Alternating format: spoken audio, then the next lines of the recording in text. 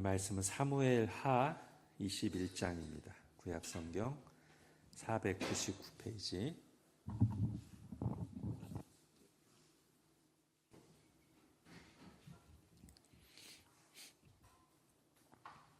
사무엘 하 21장 1절부터 14절까지 하나님의 말씀을 제가 읽겠습니다. 다윗의 시대에 해를 거듭하여 3년 기근이 있으므로 다윗이 여호와 앞에 간구하매 여호와께서 이르시되 이는 사울과 피를 흘린 그의 집으로 말미암음이니 그가 기브온 사람을 죽였음이니라 하시니라. 기브온 사람은 이스라엘 족속이 아니요 그들은 아모리 사람 중에서 남은 자라.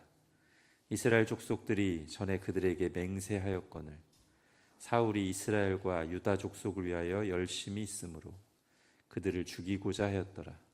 이에 왕이 기브온 사람을 불러 그들에게 물으니라. 다윗이 그들에게 묻되 내가 너희를 위하여 어떻게 하랴? 내가 어떻게 속죄하여야 너희가 여호와의 기업을 위하여 복을 빌겠느냐 하니 기브온 사람이 그에게 대답하되 사울과 그의 집과 우리 사이의 문제는 은금에 있지 아니하오며 이스라엘 가운데에서 사람을 죽이는 문제도 우리에게 있지 아니하니이다 하니라. 왕이 이르되 너희가 말하는 대로 시행하리라. 그들이 왕께 아뢰되 우리를 학살하였고 또 우리를 멸하여 이스라엘 영토 내에 머물지 못하게 하려고 모해한 사람의 자손 7사람을 우리에게 내주소서. 여호와께서 택하신 사울의 고을 기브아에서 우리가 그들을 여호와 앞에서 목매어 달겠나이다 하니 왕이 이르되 내가 내주리라 하니라. 그러나 다윗과 사울의 아들 요나단 사이에 서로 여호와를 두고 맹세한 것이 있으므로 왕이 사울의 손자 요나단의 아들 무비보셋은 아끼고 왕이 이에 아야의 딸 리스바에게서 난 자 곧 사울의 두 아들 알모니와 무비보셋과 사울의 딸 메라백에서 난 자 곧 무홀라 사람 바르실레 아들 아드리엘레 5 아들을 붙잡아 그들을 기브온 사람의 손에 넘기니 기브온 사람이 그들을 산 위에서 여호와 앞에 목매어 달매 그들 7사람이 동시에 죽으니 죽은 때는 곡식 베는 첫날 곧 보리를 베기 시작하는 때더라.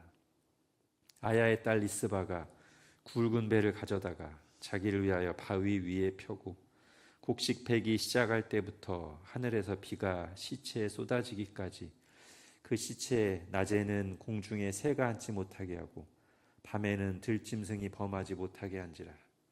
이 아야의 딸 사울의 첩 리스바가 행한 일이 다윗에게 알려지매 다윗이 가서 사울의 뼈와 그의 아들 요나단의 뼈를 길르앗 야베스 사람에게서 가져가니 이는 전에 블레셋 사람들이 사울을 길보아에서 죽여 블레셋 사람들이 벳산 거리에 매단 것을 그들이 가만히 가져온 것이라. 다윗이 그곳에서 사울의 뼈와 그의 아들 요나단의 뼈를 가지고 올라오매 사람들이 그 달려 죽은 자들의 뼈를 거두어다가 사울과 그의 아들 요나단의 뼈와 함께 베냐민 땅 셀라에서 그의 아버지 기스의 묘에 장사하되 모두 왕의 명령을 따라 행하니라. 그 후에야 하나님이 그 땅을 위한 기도를 들으시니라. 아멘. 다윗이 왕이 되고 나서 언제쯤인지 정확히 알려져 있지는 않지만 아마 말년은 아닐 것입니다. 얼마 지나지 않아서 3년 연속 가뭄이 들었습니다. 오늘 1절은 그 이유가 사울 집안이 기브온 주민을 학살한 사건 때문이다 라고 말합니다. 아마 세상에서 이런 현상을 보거나 말을 들으면 와, 억울하게 학살당한 기브온 사람들의 한이 맺혀서 하늘의 문이 닫혔다. 아마 이런 식으로 표현할 수 있을 것 같아요. 지금도 사람들은 그렇게 생각할 때가 있죠. 그러나 오늘 본문은 2절에서 그게 아닌 좀 더 구체적인 설명을 덧붙입니다. 2절을 같이 읽겠습니다. 시작. 기브온 사람은 이스라엘 족속이 아니요 그들은 아모리 사람 중에서 남은 자라. 이스라엘 족속들이 전에 그들에게 맹세하였거늘 사울이 이스라엘과 유다 족속을 위하여 열심히 있으므로 그들을 죽이고자 하였더라. 여기서 중요한 단어가 중간에 나오는 맹세라는 말입니다. 누구 이름으로 맹세했을까요? 여호와 하나님의 이름으로 맹세했습니다. 자, 기브온 사람들은 가나안 원주민이에요. 이방인이고요. 원래대로라면 여호수아 시대 이스라엘의 가나안 정복 전쟁을 할 때 다 진멸했어야 될 이방 죄인들입니다. 그런데 다른 이방인들은 다 하나님의 말씀을 따라 죽이고 쫓아냈지만 이 기브온 주민들은 그렇게 할 수가 없었어요. 왜죠? 아까 제가 2절에서 중요하다고 한 중간에 이스라엘 사람들이 기브온 주민들과 여호와의 이름으로 언약을 맺었습니다. 그들은 죽이지 않기로. 그러니까 못 죽여요. 자, 그런데 시간이 한참 지나고 나서 사울이 왕이 된 뒤에 바로 이 기브온 주민들을 죽이고 쫓아내려고 한 거예요. 바로 그것 때문에 가뭄이 내렸다는 것입니다. 즉 단지 이방인을 죽여서가 아니라, 이방인을 많이 죽였거든요. 그리고 당장 얼마 전에도 다윗의 시대에도 이방인들과 얼마나 많이 전쟁했습니까, 이스라엘이. 그럴 때마다 이방인들을 많이 죽였습니다. 그렇다고 가뭄이 내린 적 한 번도 없습니다. 자, 단지 이방인을 죽여서가 아니라 하나님의 이름으로 맺은 언약을, 맹세를 함부로 어긴 것, 이게 핵심이에요. 자, 하나님의 이름으로 맺은 언약, 맹세를 함부로 어긴 것이 10계명 몇 번째 계명과 연관되죠? 3번째 계명, 그죠? 여호와의 이름을 망령되이 일컫지 말라. 하나님의 이름을 함부로 써먹지 말라는 거예요. 맹세를 함부로 하지 말 것이며 맹세를 했으면 반드시 지켜야 됩니다. 그런데 사울 왕이 하나님의 이름으로 언약을 맺은, 살려주기로 한 기브온 백성들을 계속 학살하고 쫓아냈던 것이죠. 자, 그런데 타이밍을 생각해 보면 하나님께서 이때 가뭄을 내리신 이유를 좀 더 다른 각도에서도 볼 수 있습니다. 자, 1절을 다시 보십시오. 이 3년 가뭄이 언제 임했어요? 다윗의 시대입니다. 왜 잘못은 사울이 했는데 사울이 죽고 다윗이 왕이 된 뒤에 가뭄을 내리셨을까요? 이런 것도 우리가 생각해 봐야 돼요. 자, 사울은 이 악행을 저지른 당사자죠. 그러니까 이 문제로 여기지도 않고 문제를 바로잡을 마음이나 분별력이 없는 사람입니다. 사울은. 오히려 이제 그가 죽고 하나님을 경외하는 왕이 세워졌으니 앞에 잘못했던 일을 바로잡을 때가 됐어요. 그런데 바로잡고 있어요? 안 잡고 있어요? 바로잡는 일이 일어나지 않고 있어요. 그러니까 정리하면 이 3년 가뭄은 하나님의 이름으로 맺은 언약을 저버린 이스라엘의 잘못에 대한 징계인 동시에 첫 번째, 또 하나는 이스라엘 안에, 하나님의 백성 안에 이처럼 하나님의 언약을 저버린 악행이 벌어졌는데 이것이 계속 해결되지 않고 방치되고 있는 것을 하나님이 생각나게 하시고 바로잡으시려고 사용하신 도구다. 이렇게 정리할 수 있습니다. 우리 하나님은 생각나게 하시는 하나님이시고요, 바로잡으신 하나님입니다. 자, 우리도 종종 그걸 경험할 때가 있습니다. 그리고 여러분 경험하시길 바랍니다. 어떤 경우죠? 내게 있는 어떤 문제가 너무 힘들어가지고 그 문제 해결해 달라고, 또는 그 문제가 너무 힘들어서 하나님 앞에 나 하나님 힘들어요 라고 기도하는데, 기도하다 보니까 전혀 생각지도 못한 이거와 관련된 이전에 어떤 죄가 떠오르기도 하고요. 또는 내가 예전에 하나님께 했던 약속이 떠오르기도 하고요. 또는 내가 그동안 너무 당연하게 여기거나 잊고 있었던 하나님께 받은 은혜가 생각나기도 합니다. 원래는 다른 문제 때문에 기도하러 나갔는데 기도하다 보니까 하나님께서 생각나게 하시는 거죠. 자, 다윗은 이 문제를 바로잡을 책임이 있는 이스라엘 왕이고 적임자였지만 그런 다윗조차도 한동안은 이 문제를 아예 생각하지 못하고 있었어요. 가뭄도 지금 몇 년째예요? 3년. 그러니까 하나님께서 이 문제를 생각나게 하시려고 가뭄을 주셨는데 1년이 지나고 2년이 지나도 역시 이 문제를 생각하지 못했습니다. 3년이 됐어요. 드디어 이건 뭔가 하나님의 뜻이 있다 라고 여긴 다윗이 하나님 앞에 가서 진지하게 여쭈었고 드디어 하나님이 말씀해 주십니다. 사울이 기브온 주민을 학살한 사건 때문이다.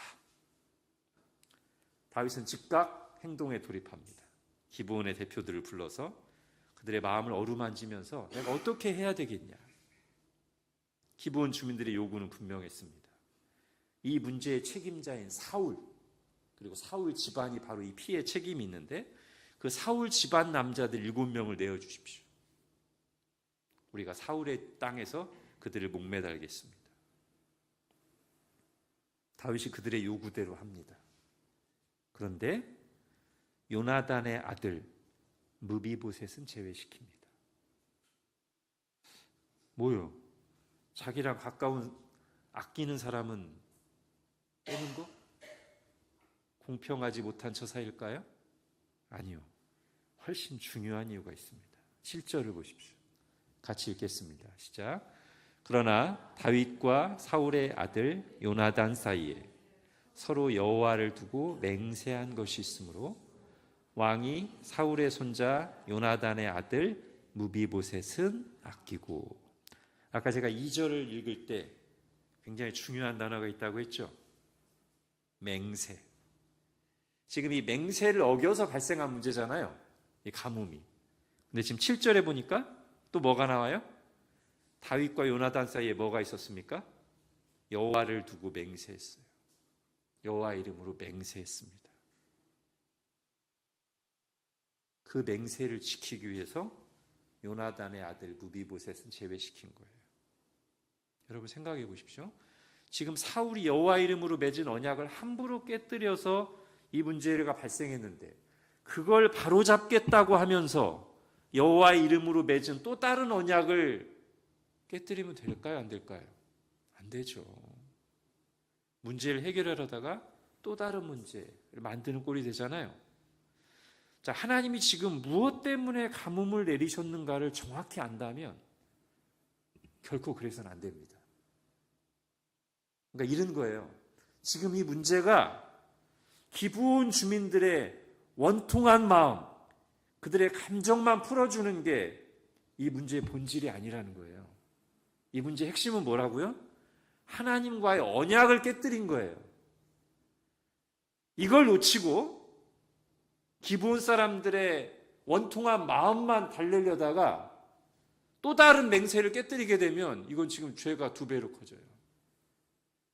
자, 제가 앞에서 다윗이 이 문제를 해결할 적임자라고 한 이유가 여기 있습니다.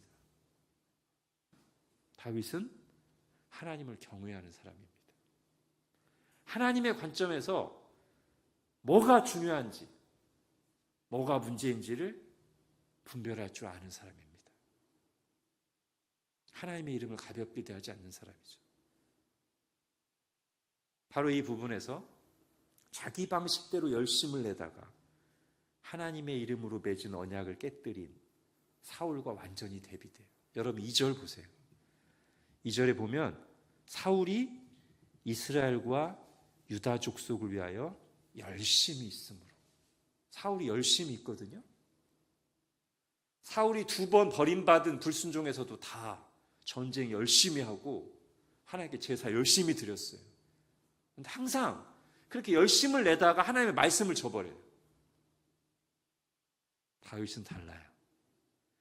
열심을 내다가 하나님의 말씀을 저버리는 게 아니라 하나님의 뜻을 잘 알고 순종합니다.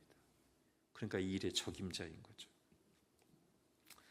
자, 그래서 다윗이 그렇게 무비보셋은 빼고 요나단의 아들은 빼고 기본 사람들 요구를 다 이행했습니다. 근데 비가 안 내려요. 그러면 다시 고민에 잠기게 되는 거죠. 왜 비가 안 내리지? 아직 해결해야 될 일이 남아있는 건가? 그게 뭘까? 하나님이 원하시는 것은 무엇일까? 기도하면서 질문하면서 상황을 살피는 거예요. 여러분, 이게 우리의 신앙생활입니다. 우리의 기도는 그냥 구하기만 하고 끝나는 게 아니고요. 기도할 때도 하나님께서 뭐라고 말씀하시는지 하나님의 마음을 듣는 자세를 가져야 되고, 기도하고 난 뒤에도 하나님이 어떻게 일하시는지, 그리고 나에게 뭐라고 말씀하시는지 성경을 더욱 귀 기울여 보고 상황들을 유심히 봐야 됩니다. 다윗이 그랬을 거예요. 자기가 하나님의 말씀을 듣고 나서 즉시 기브온 사람들이 요구를 들어줬는데 여전히 비가 오지 않는 이 상황에 대해서 하나님 앞에 기도하기도 하고 생각하기도 하고 하나님 어떻게 인도하시는지 나타나기를 봤을 거란 말이죠. 그리고 그런 다윗에게 드디어 하나님의 뜻을 알아챌 만한 어떤 소식이 들려옵니다. 10절입니다. 아야의 딸 리스바가 굵은 배를 가져다가 자기를 위하여 바위 위에 펴고 곡식 빼기 시작할 때부터 하늘에서 비가 시체에 쏟아지기까지 그 시체의 낮에는 공중에 새가 앉지 못하게 하고 밤에는 들짐승이 범하지 못하게 한지라. 이 얘기를 11절에 보면 다윗이 들었다고 나오죠. 자, 아야의 딸 리스바가 누구예요? 기본 사람들이 요구해서 목매달려 죽은 사울의 자손 중 2명의 어머니예요. 그런데 리스바가 뭘 하고 있어요? 밤낮으로 시체를 지키는 거예요. 그런데 시체가 지금 목매달려 있거든요. 그럼 시체가 있으면 까마귀들도 날아들고 들짐승도 와서 시신을 해칠 수 있잖아요. 근데 이 어머니 리스바가 그 시체를 밤낮으로 지키는 거예요. 목숨을 건 행동이죠. 특히 밤에 여자 혼자 들짐승들이 왔을 때 위험하잖아요. 목숨을 걸고 지키는 거예요. 자, 지금 비록 하나님의 심판을 받아서 죽은 자들이지만 이방인들에 의해서 죽임을 당하고 죽임당한 이후에도 그 시신까지 모욕을 당하는 것을 차마 두고 볼 수 없어서 이 리스바가 이렇게 하고 있는 거예요. 자, 이제부터 집중해서 들으셔야 됩니다. 자, 이 여인이 이렇게 하고 있다는 소식을 딱 다윗이 들었을 때 섬광처럼 다윗의 머리에 지나가는 사건이 있었습니다. 그게 이제 12절부터 다윗 행동이 나오게 된 이유인데요. 그게 뭘까요? 지금 이 여인의 행동과 아주 비슷한 행동을 했던 사람들이 있었어요. 얼마 전에. 누구냐면 길르앗 야베스 사람들입니다. 길르앗 야베스 사람들이 어떤 일을 했냐면 사울과 요나단이 죽었을 때 이 블레셋 사람들이 사울과 요나단의 시신을 성벽에다가 그냥 창으로 박아서 매달아 놨거든요. 그럼 지금 하나님의 백성 이스라엘의 왕과 왕자가 이방인들에게 죽임을 당했을 뿐만 아니라 그들의 시신이 모독을 당하고 있는 거잖아요. 아무도 두려워서 건드리지 못하고 있는데 이 길르앗 야베스 사람들이 멀리서부터 목숨을 걸고 밤새 달려와서 사울 왕과 요나단의 시신을 벽에서 내리고 가져다가 그들의 시신을 잘 장사 지냅니다. 이 사람들이 어떤 사람들이냐면 사울의 생전에 은혜를 입은 사람들이에요.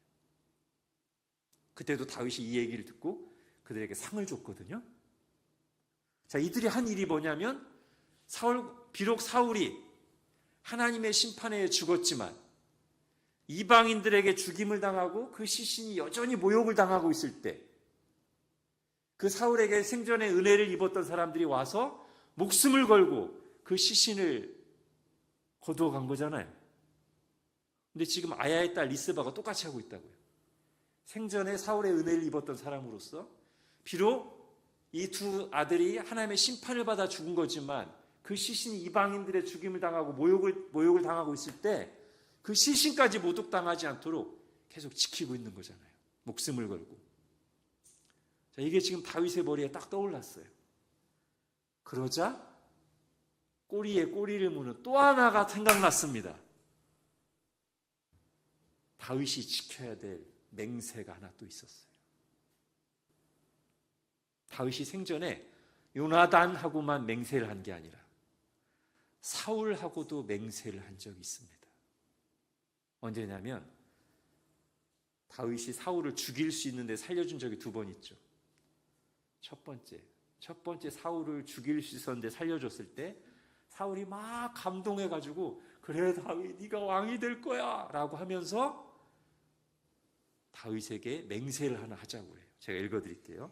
이게 사울이 하는 말입니다. 그런즉 너는 내 후손을 끊지 아니하며 내 아버지의 집에서 내 이름을 멸하지 아니할 것을, 내 아버지의 집에서 내 이름을 멸하지 아니할 것을 이제 여호와의 이름으로 내게 맹세하라 하니라. 다윗이 사울에게 맹세하매. 다윗이 생전에 사울하고 무슨 맹세를 했어요? 여호와 이름으로? 사울을 그 아버지의 집에서 끊어지지 않게 하겠다. 멸하지 않게 하겠다.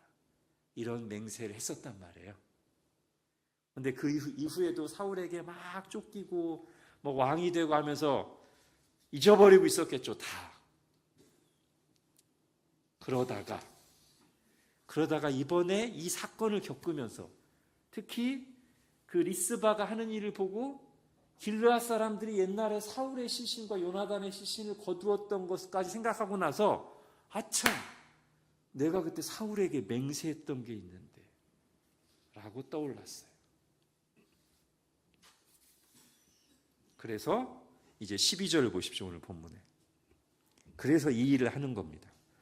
다윗이 가서 사울의 뼈와 그의 아들 요나단의 뼈를 길르앗 야베스 사람에게서 가져오니 이는 전에 블레셋 사람들이 사울을 길보아에서 죽여 블레셋 사람들이 벳산거리에 매단 것을 그들이 가만히 가져온 것이라.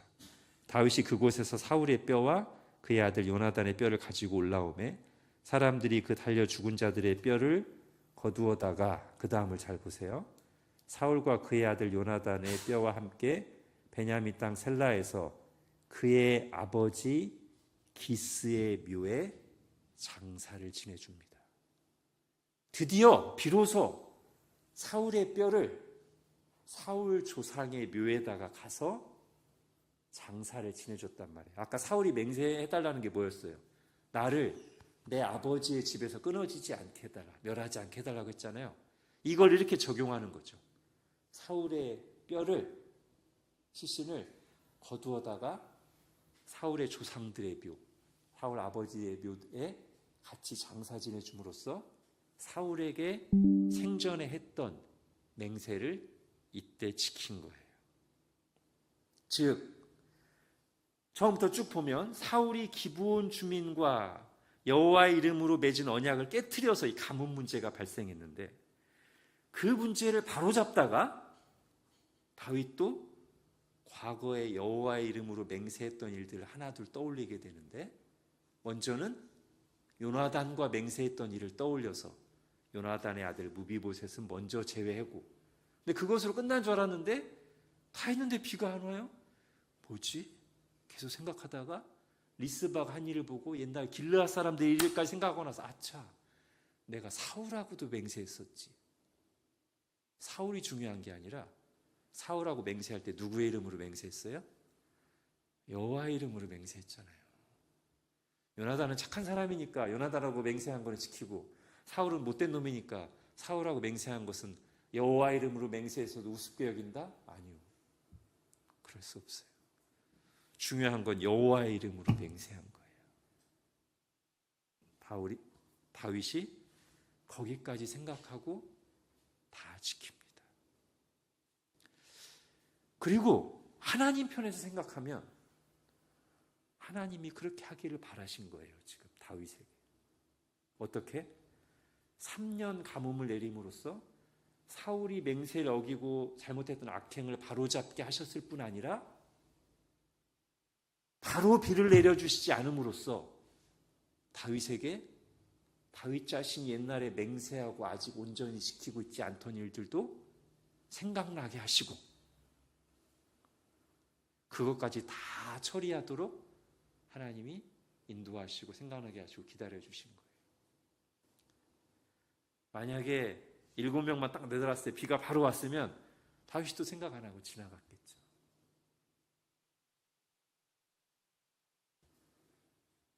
자, 다윗이 여기까지 하고 나자 14절 끝부분 보십시오. 그 후에야 하나님이 그 땅을 위한 기도를 들으시니라. 자, 오늘 본문에서 우리가 두 가지 분명한 메시지를 들을 수 있습니다. 첫째는 이스라엘의 진짜 왕은 하나님이시라는 거예요. 이것은 사무엘서의 주제이면서 사실은 성경 전체의 주제죠. 하나님이 왕이다. 이스라엘은 하나님의 백성이다. 사울이나 다윗은 하나님께서 당신의 백성들을 다스리시는데 사용하시는 도구예요. 대리통치자예요. 그들이 여러 가지를 좌지우지하는 것처럼 보일 때가 있지만 하나님은 모든 걸 다 보고 계시다가 때가 되면 하나하나 바로 잡으시는 거예요. 오늘이 그 한 예를 보여주는 겁니다. 사울이 자기 생각대로 기브아 주민들을 죽였고 이스라엘 백성들은 그 일에 침묵했으며 그래서 그 일이 그대로 지나가는 것처럼 보였지만 시간이 지나고 때가 되자 하나님께서 그 일에 적임자를 세우셔서 그리고 생각나게 하셔서 결국 그 일을 대가를 치르고 바로잡게 하셨어요. 그리고 다윗은 바로 그 일에 도구로 쓰임받은 겁니다. 이스라엘의 왕이신 하나님께서 그 일을 하실 때 순종해서 쓰임받은 거예요. 사울이나 다윗이 아니라 하나님이 진짜 왕이라는 것입니다. 여러분, 우리가 정말 이걸 믿어야 됩니다. 여러분, 교회를 누가 다스립니까? 하나님이 다스리십니다. 당장엔 그렇게 안 보일 때도 있어요. 그리고 사람이 당연히 역할을 합니다. 그리고 그래야 되고요. 하나님 직분자를 세우셔서 일하시니까. 그렇지만 최종적으로 교회를 다스리시는 것은 하나님이십니다. 우리가 그걸 정말 믿어야 돼요. 그래서 우리 각 사람이 다 하나님을 의식하면서 살아야 됩니다. 그게 하나님의 백성입니다. 둘째는 그것과 연관이 있어요.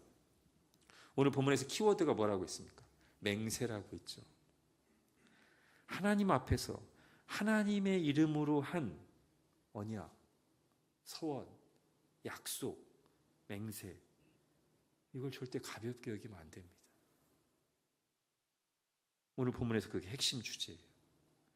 하나님께서는 당신의 이름으로 맺은 맹세를 함부로 깨뜨린 것을 지금 정식으로 문제 삼으신 겁니다. 3년 가뭄으로. 그리고 그것을 온전히 바로잡을 때까지 하늘 문을 닫으셨어요. 그죠? 하나님은 우리와 언약을 맺으셨습니다. 그리고 하나님은 그 언약에 신실하십니다.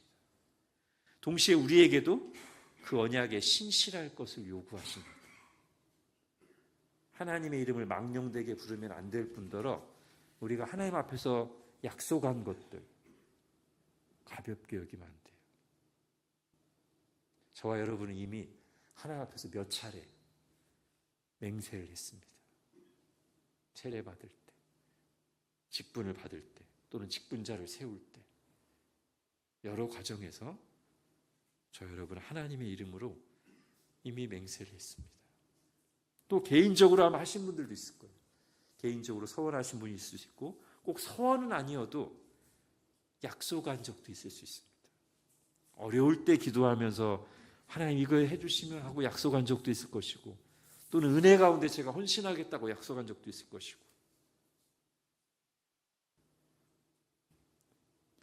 하나님께서 생각나게 하시길 바랍니다. 우리가 예수 그리스도를 믿고 거듭난 하나님의 자녀라면 하나님께 버림받는 일은 결코 없습니다. 그런데 오늘 본문에 나오는 것처럼 하늘의 문이 닫히는 것과 같은 일은 일어날 수 있어요. 여기서 하늘 문이 닫힌다는 의미를 한번 두 가지 측면에서 오늘 본문에서 보면 14절 마지막 부분 다시 보십시오. 이렇게 써 있습니다. 그냥 비가 왔다, 가뭄이 끝나고 비가 왔다고 된 게 아니라 이렇게 표현되어 있는 게 의미심장하죠. 그 후에야 하나님이 그 땅을 위한 기도를 들으시니라. 그러면 우리가 지금 하늘 문이 닫힌 것을 두 가지 측면으로 생각하게 돼요. 뭐냐면 가뭄이니까 하늘에서 밑으로 내리는 문이 닫힌 거죠. 가뭄은. 근데 지금 여기 보세요. 그 후에야 그 땅을 위한 기도를 들으시니라. 이건 뭐죠? 기도는 밑에서 위로 올라가는 건데 그동안 이게 막혀 있었다는 거 아니에요. 그러니까 지금 이 3년간의 가뭄은 그림으로 그려보면 양쪽으로 막힌 거예요. 하나님의 백성들이 밑에서 기도하는데 문이 닫혀서 하나님이 안 들으신다는 측면에서 문이 닫혀 있었고, 또 하나는 하나님 위에서 은혜를 내려주셔야 되는데, 비를 내려주셔야 되는데 그게 위에서부터 막혀 있었어요. 3년간 꽁꽁 막혀 있었어요. 그럼 이 기간 동안 이스라엘이 하나님의 백성이 아니거나 하나님께서 이스라엘에게 관심이 없거나 사랑하지 않으셨냐? 아니요.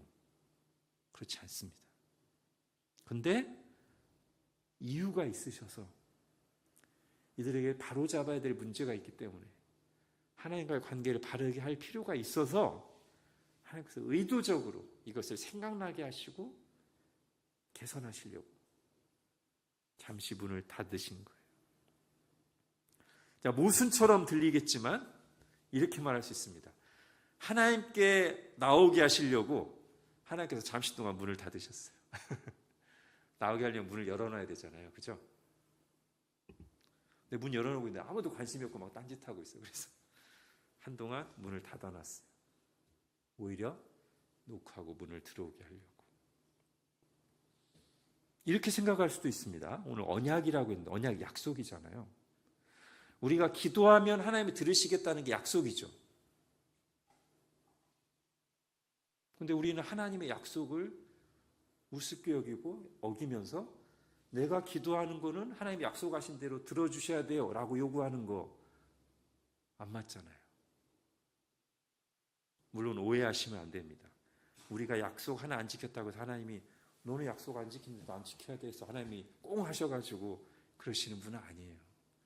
하나님은 오래 참고 기다리시죠. 마음이 넓으시죠. 사실 우리가 많은 잘못하는데도 기도할 때 들어주십니다. 그런데 때로는 계속 그대로 놔둬서는 안 될 때가 있어요. 그럴 때는 하나님이 문을 잠시 닫으실 수도 있어요. 그래야만 계속 잘못 가면서도 자기가 잘못 가는 것을 심각하게 여기지 않거나 하나님을 의식하지 않고 있는 이런 상태를 방치하지 않고 깨닫게 하시려고 문을 닫으실 수 있어요.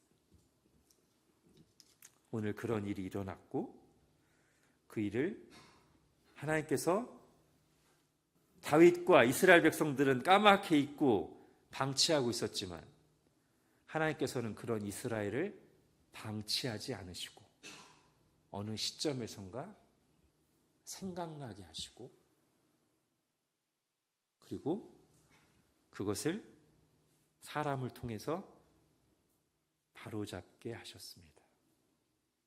그리고 나서 문이 활짝 열렸습니다. 하나님의 통치 원리는 언제나 동일합니다. 하나님은 지금도 이렇게 하실 것입니다. 기본적으로 우리를 사랑하시고 늘 우리를 바라보시고 오래 참고 기다리시고 정말 많이 봐주시고 그죠? 정말 많이 봐주세요. 그냥 어쩔 때는 계속 봐줬다가는 얘가 더 상태가 안 좋아질 라고 판단하실 때는 때론 이렇게 생각나게 하시는, 그것이 가뭄이라는 아픈 방식을 통해서든 또는 말씀을 듣다가든, 아니면 우리가 기도할 때 그냥 우리 말만 하고 끝내는 게 아니라 기도하면서 하나님의 음성을 듣고자 한다면 하나님께서는 생각나게 하실 것입니다. 그리고 저는 그것을 비유적으로 이렇게 표현하겠습니다. 문을 닫아 놓으셨지만 사실은 살짝 열어 놓으셔서 빛이 새나가게 하심으로써 우리에게 그것을 알아보게 하시고, 야, 빛이 이렇게 조금만 비춰도 좋은데 내가 그동안 활짝 열었을 때를 잠시 잊고 있었구나 라고 생각해서 다시 문을 활짝 열어젖히고 하나님 앞에 나오기를 사모하도록 하나님께서 우리에게 일하십니다. 기도하겠습니다. 하나님, 오늘 다윗의 시대에 있었던 이 고통스러운 3년의 가뭄이 우연히 일어난 것이 아니라, 그리고 단지 벌을 주기 위해서만 일어난 것이 아니라 지금 이 문제를 바로잡아야 될 다윗이 이 문제를 인식하고 생각하고 잊어버리고 있던 것들을 기억해내고 하나님의 뜻대로 이 문제를 바로잡게 하시려고 그렇게 하셨던 것임을 오늘 다시 들었습니다. 이렇게 하나님께서는 우리를 향해 오래 참고 기다리시고 많이 봐주시고 자비로 대하시지만 때로 그대로 놔뒀다가는 더 이상 방치해서는 안 되겠다고 싶으실 때 여러 가지 방식으로, 때론 고난으로, 때론 주변 사람들의 말을 통해, 어떤 사건을 통해, 말씀을 통해, 그리고 내가 듣는 마음으로 기도할 때 우리에게 생각나게 하시고 내가 그것을 하나님의 뜻대로 바로잡고자만 한다면 하나님께서 그 과정을 인도하시고 도와주셔서 닫힌 문을 활짝 열어젖히기를 원하신다는 것을 말씀을 통해 다시 한번 듣습니다. 하나님, 저희가 혹시 문이 닫혀 있는 것처럼 느낄 때, 그리고 새어나온 빛이 작다고 여길 때 하나님, 그때 가만히 있지 않고 이런 말씀들을 통해 깨달음을 얻어서 문이 활짝 열릴 때 얼마나 은혜가 풍성할지 기대하면서 하나님 앞에 나가 말씀의 인도를 받으면서 하나님과의 관계를 바로 세우는 저희들 되게 하여 주옵소서. 예수님의 이름으로 기도합니다. 아멘. 네, 오늘